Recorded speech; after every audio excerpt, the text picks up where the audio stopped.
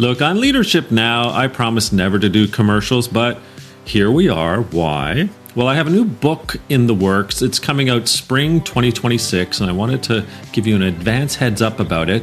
The title, The Future of Work is Gray, and it's kind of a big deal to me because the book dives into the age crisis that's reshaping work as we know it. It's something that I call age debt, but spoiler alert, it does turn into some solution. There's some hope, there's some positive, and that's called the experience dividend. So if your workplace still thinks that age is a liability, well, it's time to retire that mindset. In fact, we might want to retire the word retire. So yeah, I don't do ads. This is a special occasion, and for it, I am willing to go gray. And maybe Grey Goose will sponsor me, not sure. Anyway, spring 2026, the future of work is gray.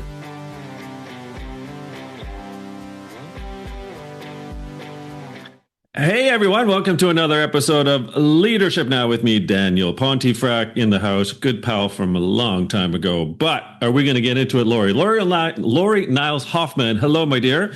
A little bio, and then we're going to get right into some good chats about EdTech and L&D. So, learning strategist for many, many years, 20 plus years experience in L&D across sectors that include international banking, management consulting, marketing, you name it. Lori specializes in large-scale digital learning transformation and helps organizations use data platforms and design to move learning from being a really terrible support function into being a genuine business driver.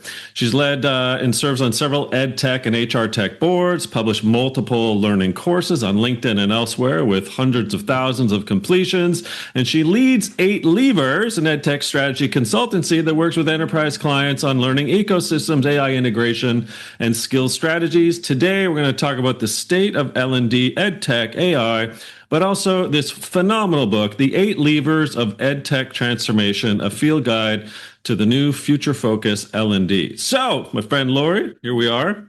As the recovering chief learning officer, someone whom arguably was trying and sometimes succeeding in pushing EdTech to the fore of how culture can be changed, how performance can be changed. You and I have been friends for a while because I think we agree on many things. This book is incredibly well written, and it's incredibly practical. I want to start with a why now, however, and where I'm going with this is when you talk about the new future-focused L&D, you sort of say, well, okay, rather than it being another abstract manifesto, you start kind of unpacking with some of your client work, your observations, the industry field practitioner that you are, and you're sort of bluntly, in my opinion, like walking people through kind of the mess of L&D, and then providing a really good big picture framing for the future of learning, which really is a future of culture and performance and results. So big question, but I guess to start us off, like, why now? What's going on in your head that led you to write a book that's such extraordinarily good? Well, thank you. I mean, you're very good for the ego, I gotta say. That was quite the introduction. I'm like, wow, am I really that? And so thank you so much. I appreciate that. But why now? It's an interesting question. The book had actually been percolating in my brain probably for about 7 years, because I was already putting together notes throughout different transformations that I'd been involved in or led, and was like, these things that went well, this is what could have been improved. And I always knew I put pen, paper, fingers to keyboard, so to speak. I realized why now is because there's 2 reasons. One, the tech is starting to become available to us to do some of the things that I think we always needed to be able to do. So before, there were certain barriers that we had. The other reason is L&D is going to be under extreme pressure from commercial grade learning. If you go on ChatGPT, if you go on Gemini, they all have learning functions that are now being built in. And it's not that I want to see corporate L&D be, fighting to survive. I think we have to look to some of those things for inspiration that have more access to money and data to finally be able to do the things that we should be doing for our people. And also, there's so much change happening for employees. And we have a responsibility to keep them relevant and not redundant. And that's the core of all of this. It's not just the tech, it's the person on the other side of the screen. Interestingly, you also talk about not just the skills of the other person on the screen, i.e., the team member, the leader, the customer, the partner, the supplier, et cetera. You talk about the new skills of the L&D professional, and I've taken the opportunity to play back some of your words because I think they struck me as OMG territory for the reader. So, for example, you write, quote, I would honestly prefer L&D not to exist as a function if they aren't delivering value. It's like watching a snake swallow a large animal. It's slow, painful, and exhausting for both. And from there, you kind of say, look, the L&D function, Lori, it risks irrelevance. And this irrelevancy is because some of them are stuck in sort of deer in headlights. Some of them are still trying to get a seat at the table, and they're not really seeing the tea leaves or reading them appropriately. And so you kind of sketch this new skills profile for L&D that includes community management, right? Data analytics, much deeper comfort level and leadership of experimentation, of AI, of VR, et cetera. So I'm just like, before we get into specifics, what's the importance of L&D and the new learning professional? Why is it that they've really got to take the bull by the horns right now? Because if we don't, we're not a service to anybody. I don't like it when L&D has to fight for money just to do the same things that they were doing before. We have to make impact. We have to, companies who are undergoing severe transformations, we are a part of that. We are a valued part of that, and we have to do it right, because without the right skills, these things cannot happen. We're not helping our learner on the other side. We're also not helping the business. We're not helping the economy. So many different factors that we need to put in place, and that's our job. That's what we're supposed to do. So what is it you think then that's inhibiting that? Just tell me a bit about what you've learned in your client work. I know you've got a bunch there in the book, but just like, what are the top hits there? It's like, these are the hurdles that they're not overcoming or that they have to overcome.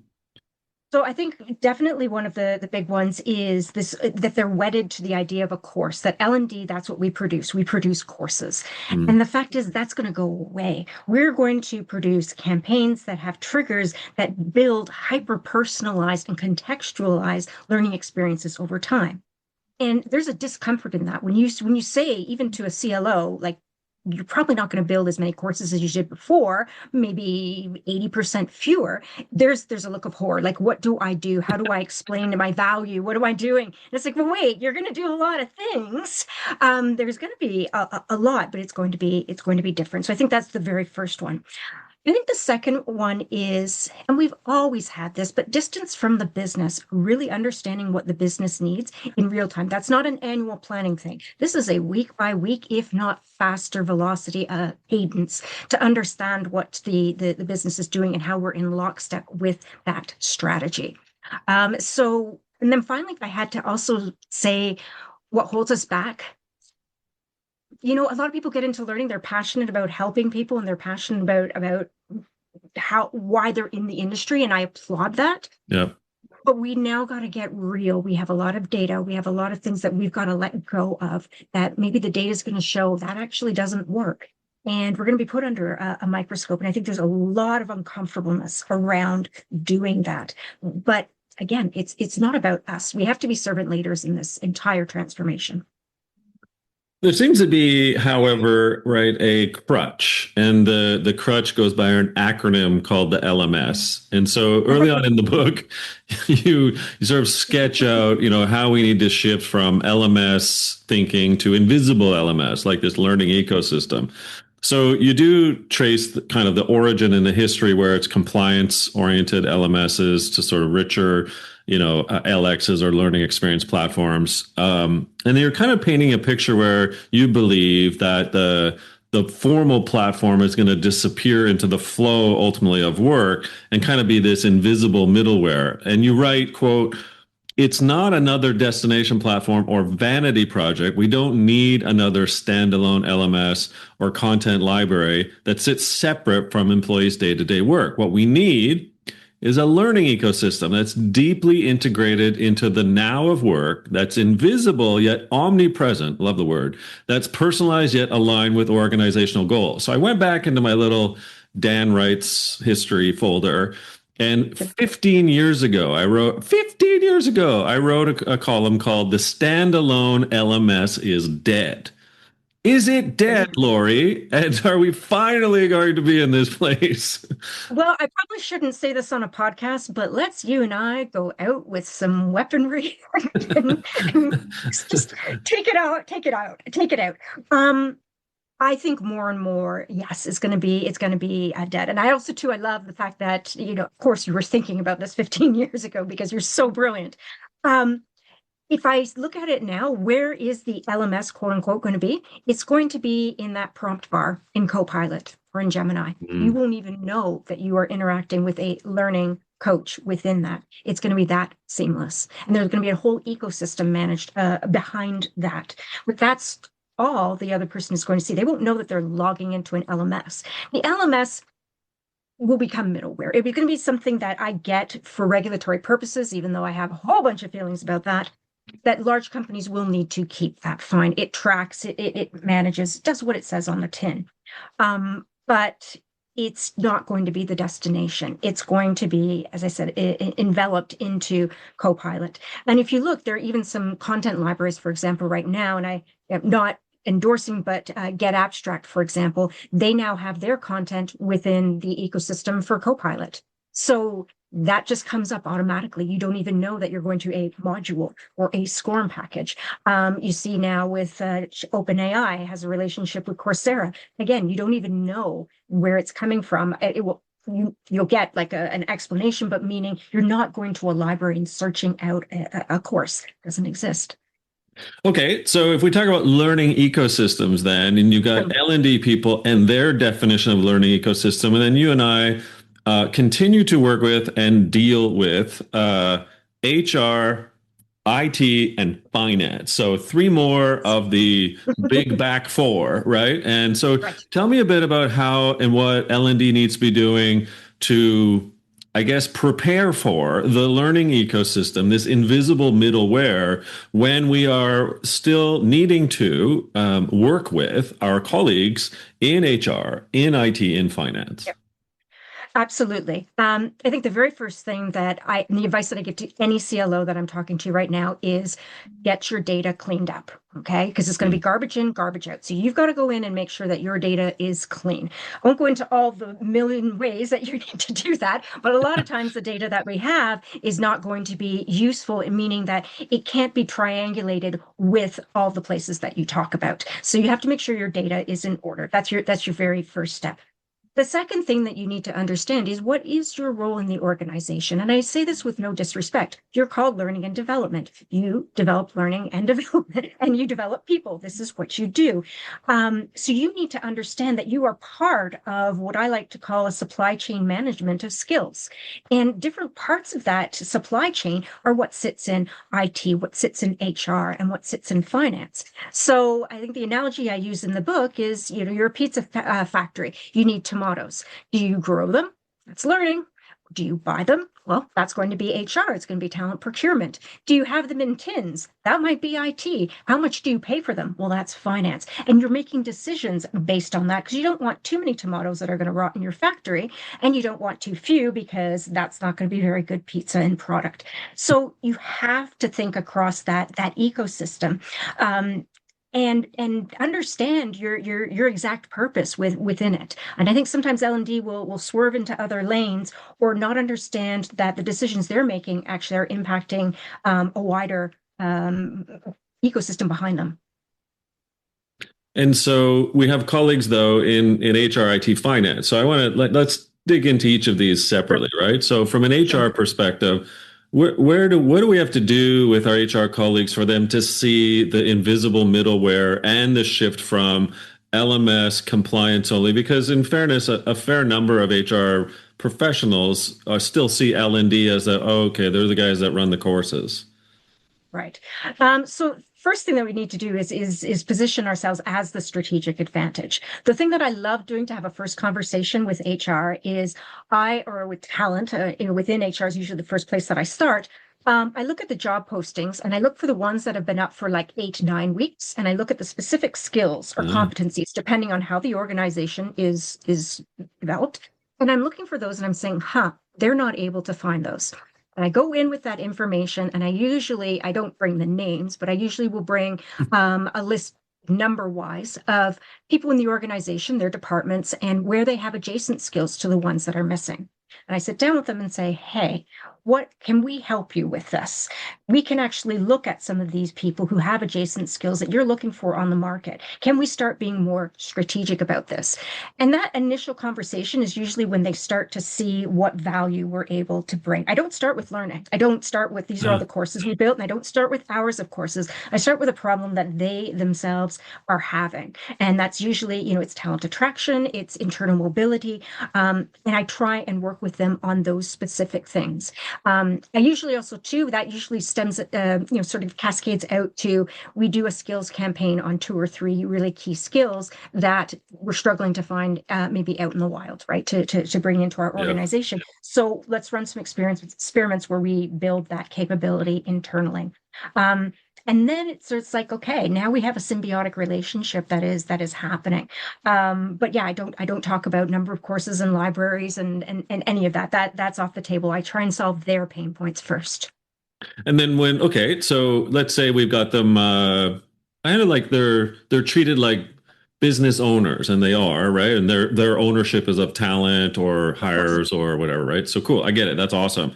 We also have to walk down the hallway and sort of imagine that you've done this several times, and that is, hey, CIO or CTO or director of IT or people that are doing a bunch of tech implementations.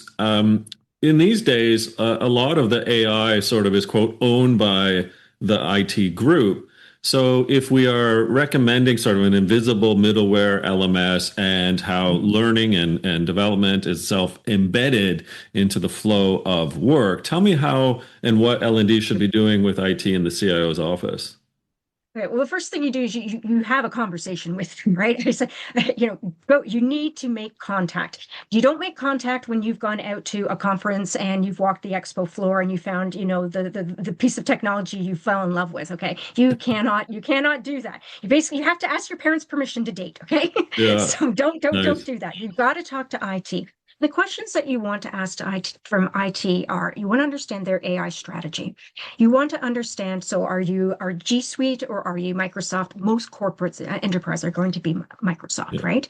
And if they are Microsoft, then you want to talk to them about what have they turned on, what have they turned off? Because there are different modules that can be configured. Sometimes things will be turned off for regulatory purposes, or sometimes risk has gotten involved. Some things they may not have thought of, but you want to understand that framework before you do anything at all, right? So you want to understand too that they'll have typically documents about what type of standards they expect from a vendor, everything from where the servers should sit, and their service level agreements and all that. Have that conversation first.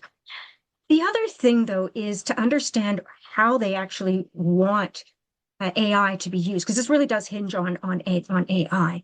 And how are you going to fit into that rather than you launching your own thing? That's going to be a death sentence if you go off and launch something that's your own thing. Do not do that. But so you need to go where they are going, and you need to follow them, and you need to integrate there, because the fact is they're going to be controlling, and I don't mean that in a bad way, but they are going to be monitoring and doing how work gets done at the company. And you need to insert yourself into that, not be something extraneous or be something duplicitous. IT also too is going to help you, coordinate things with knowledge management, for example, and other databases. So you need to understand, where they have APIs plugged in, where can you plug into, all of those things. I mean, I could go on and on about MCPs and agents. I won't do that, but you have to understand that space. So do it now. Do it now. Have a conversation. We need to do a second podcast about all the MCP agentic AI pieces that, but Exactly. really in the weeds of that. Okay, For and sure. so I'm walking down further down the hallway now, and I'm in the CFO's office, and they're very used to a line item that is 1.5%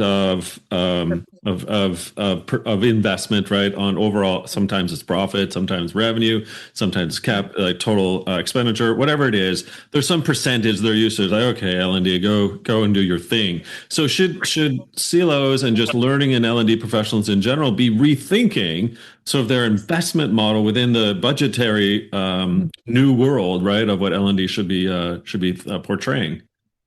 Yes, they definitely need to rethink that conversation. The very, very first one is finance. We're not going to give you an annual plan that tells you how many courses we're going to deliver Right. because we just can't. Okay. That's not how we're going to operate anymore. So that metric needs to be retired. Yes, we will need some static budget for things that are regulatory. So yes, we will do anti-money laundering, code of conduct, things that we need to report back to regulators on. And we Yeah. know, generally speaking, we know what that cost is, right? Give or take. And what I say to them is that yeah, we need that, but we're going to be more agile throughout the rest of the year. I know my cap of what I can spend, but we're going to look at this actually on a month by month basis and be wise about our investments. And those investments are not going to be in courses. They may be investments in face-to-face. We may still have that because I don't think face-to-face goes away. I don't want to see that. I think there is still a massive need for that. But starting to explain to them that it is going to be even different models for how we are built. If we have a course library and it's going through Copilot, how do we pay for licensing that way? Mhm. Like all this is exploding. So we've got to ask them for some grace and keep them aligned as to what it is we're doing and why we're doing it. And also too that we are probably going to be looking, and that's HR and finance. I hate to say it, we're going to look at restructuring our teams and restructuring how workflow happens.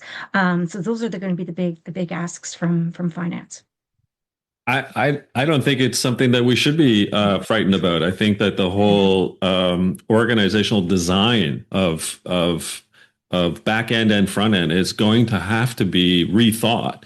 And so, what to me was the L&D function actually is another way in which to look at and say, well, how does it become an enablement function, and how does enablement then get wedded into or embedded or kind of spies in the camp type of thinking, like for them to do good work, but in different type of work. And I think that's where this evolution comes to be, which segues nicely to another line of thought, which comes towards the end of the book. And I'll read the line and then I'll sort of get into it. So you say, and it's about learning and work and the learning work continuum that you write about. So, quote, in the learning work continuum, every task becomes a learning opportunity, and every learning moment directly contributes to work output. It's a virtuous cycle that drives both individual growth and organizational performance. And it struck me as a little bit sort of like our mutual pal, Harold Jarkey's learning is the work, work is the learning. And I'm thinking, yes, finally someone's put it into words here in a book that says, hey, y'all, learning is the work, work is the learning. This learning work continuum is so important. That's why you kind of have teased in the invisibility of an LMS or invisible ecosystem. Learning is embedded into the workflow and the work processes. So I wanted you to expand on sort of this notion of the learning work continuum. So I think you summed it up very nicely. I think what I would look at though is how it actually happens. A Okay. lot of people say, well, AI by magic. It's like, well, no. So what I'm looking at is, and the concept I call is triggers. And by triggers, it's actually how that learning in work and work and learning get actually triggered to happen. That's not by magic. That's by design. So an example I use in the book is that somebody has done level 4 Spanish. The next time they log into Excel, we have a trigger that says, hey, do you want to change your language settings in Excel? Or it could be Excel or Outlook or whatever. And then we're looking at how well they're using the tool in Spanish. And then they say, okay, you've reached a certain point. Another trigger will happen and we'll connect you, say, with a project that's happening in Colombia. And you can speak to somebody in Spanish, and you're going to get invited to their Slack channel or their teams and work together. And so all of those things start putting them together, but they're highly orchestrated. It's not happenstance. And also, I think fundamentally, we wouldn't have started the whole Spanish thing had we not known that we needed Spanish. And we looked at the skills of our organization and said, hey, this is one where we're finding it's hard to hire for this. And yet we have, we don't have enough people in our organization that speak Spanish, but we have some that speak French. So we're going to, target them and say, hey, you're already bilingual. Maybe we can do this. But getting back to that work, learn as work, it also comes down to a conversation of that leadership needs to understand that you need time for people to learn. You have to understand that there are going to be mistakes, and you have to bake that in to your models if you're going to actually get learning happening when people are working. For example, with AI, people said, well, drop AI, add AI to every project, but yet you still have to meet these outputs. Well, hold on. You've just given them a whole new tool, and you're saying they're used to driving a car, and you said, well, here's a Winnebago, and we want you to go at the same speed, and we want you to do all the things you did before, and you're like, I don't even know if I can park this thing, right? Like it's massive. So that also too is a key part. Not sure if I answered the question effectively, but that's what I'm thinking when I look at that work and learning paired together. So let's bring in lever 4, because I think this is another good segue. Mm-hmm. So lever 4, I think the skills revolution and sort of slightly unhelpful AI, as you cheekily call it at times. So tell me a bit your L&D, even P&C, and this skills revolution sort of piece where we've got these skills intelligence platforms these days, right? We've got these inference tools. We've got talent marketplaces. Like there seems to be rife with a bunch of other shiny objects over here. What is L&D supposed to make of the shiny objects, the skills revolution, and how do they become, I guess, almost like an L&D skills agent to be forward thinking with what the org needs so that they then can, Lori, obviously create the right pathways, inferences to the right learning on the job, the learning work continuum. Sure, exactly. So, and it's interesting you bring up skills. My book is probably already out of date. I thought we'd get to 2027, but people are already talking about tasks, measuring tasks instead of skills. So they don't care what skill you have, it's whether you can actually do something. That's a whole other thing. And I think I even say in the book, like task taxonomy, like say that 10 times I saw fast. that. Yeah. It doesn't flow off the tongue, right? So I'm thinking of the skills taxonomy. To me, that is the spine of the organization. It's how all these systems are going to connect into. And again, I'm thinking like that supply chain analogy, right? So you're going to have HR plugging into it. You're going to have finance. You're going to have IT, those talent marketplaces. All that infrastructure is going to be labeled by those tasks. So pretend that those tasks are the product SKU. Mm-hmm. And for L&D, their job is to understand, when we have a deficiency, because and we know that we need this, or when we have too many of a certain skill that we want to start to sunset. And there's a number of ways to do that. And L&D needs to stay on top of this. For one thing, some organizations will rely on a tool, say like a Lightcast, which is workforce intelligence. It's looking at all the skills that are listed in job postings, and it starts to rank which one by industry is starting to fall, and which new terms are coming up. And you want to look at your skills taxonomy and say, hey, do I have anyone in my library who's got that skill or adjacent to it? So that's the important thing. The other, or what we might also be doing in our organization, I like to be plugged into the PMO. I want to understand what projects are coming, what projects have been funded, which ones have been sunsetted, and to be able to say, okay, what skills do I actually need in those? AI is great for this. There's a lot of times where I'll just plug in a project with some, healthy prompts around it and say, what would be the skill set that I would need on this team? And you pull that out and then say, okay, I'm looking at my skills taxonomy, and what do I have against that? Am I aligned? So L&D really should be in that space, helping them keep that healthy inventory. We don't want to fill every skill, because a skills taxonomy will be everything from automation to zoology. If I'm a bank, I don't need a zoologist. It'd be nice to know if I had one in case a panda escapes, but I don't need it. But my job is to keep that sort of homeostasis happening, so that the organization has the skills and tools that they need to do what they have committed to. Another mutual pal of ours is Dr. Keith Keating. He's the Chief Learning and Development Officer at BDO Canada, and he speaks of both HR, but mostly L&D, removing themselves from thinking and operating as order takers. So how does the L&D professional with sort of within your eight levers, I suppose, right? What's the fundamental things they need to be doing to be that proactive non-order taker, to get into being enablement, to get into helping the business with the learning work continuum with AI or not? I'm just telling like hoping that you can provide some insights on what they got to do next. Sure. So I actually do see this as going to be very agentic driven, but Hmm. you can do it manually.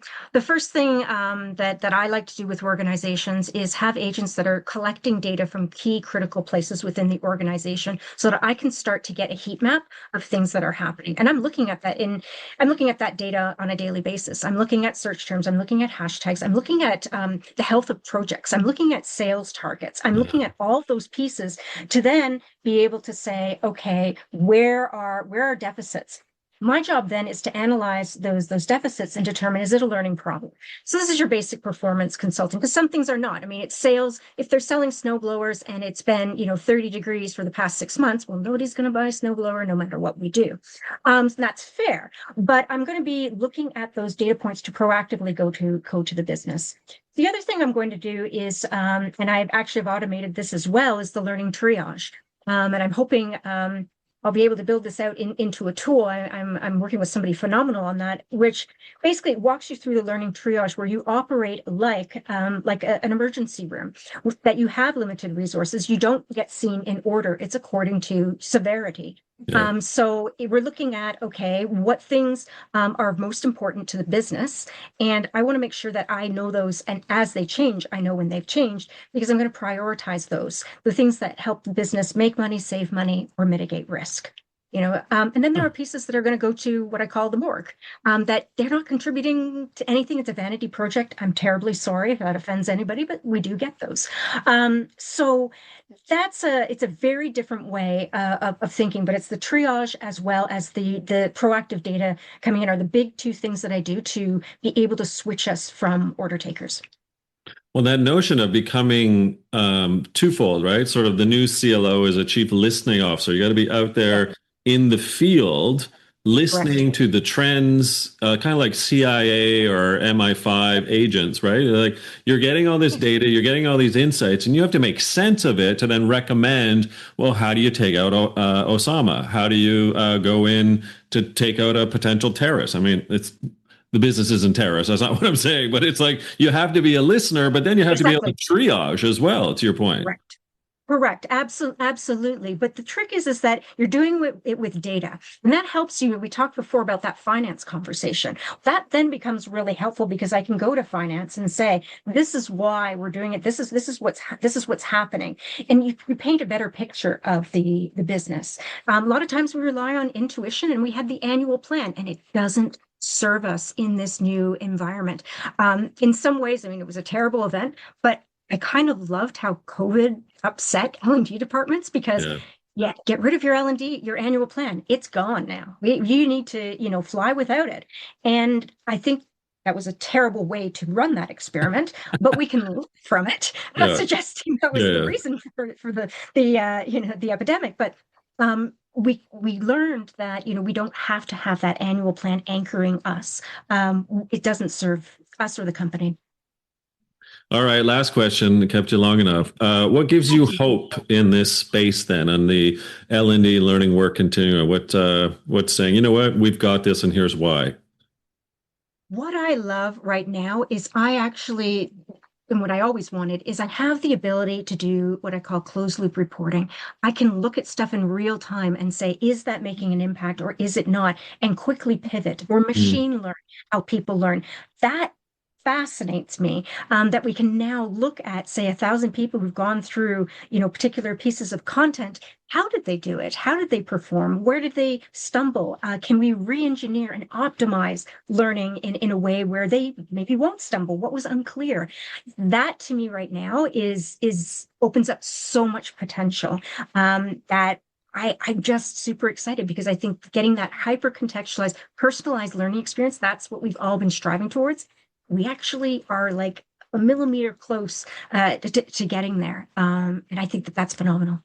I love it. Hope for the win. Okay, Lori Niles-Hofmann, where can we find out more about you? Sure, you can find me at 8levers.com. That's 8 with the number, levers.com, or you can find me on LinkedIn. One F, two N's. Blame my And husband.